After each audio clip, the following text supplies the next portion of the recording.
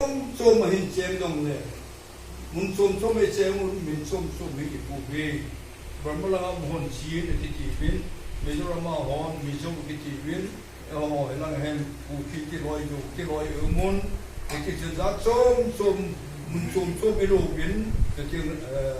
min za som su ni ri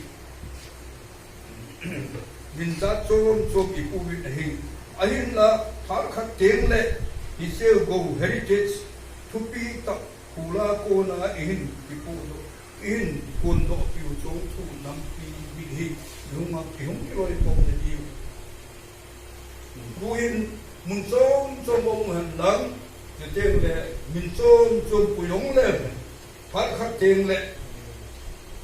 Song to Nambi de Hozo, say Takana you from now, but so he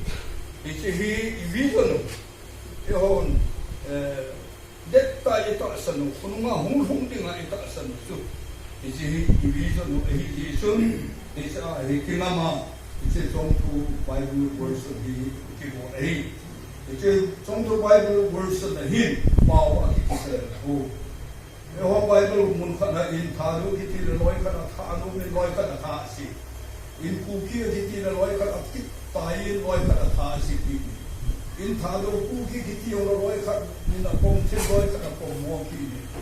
language crisis ki ha language misunderstanding it you pa o he chudang kana I chan gam khani ki tu ne yong ne pa ke ni ki pum khat ne wa pa o ka e pe pa wi e hon ki ken e ro ne dum pi na ne e gam ki boi na in nei khata e je chung che song tu version ki ti no hi song tu in song tu a ki ti bo 이제 심정 세계야 해티니 정부 남미대 정세들이 바우터 용내 이제 정부 발전이 계야 희산계 용 활동에 디테일이나 바우히 동대 아무튼 거에 했지 눈이 아빠가 있는 아이 보도에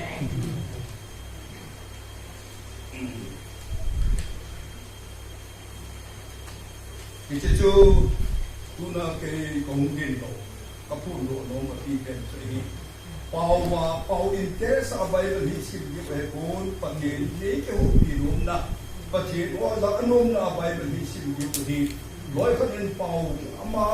pau de khat chu kita alang na yan abai long ki su na khanon tum be ki ti su bai lu nai ho di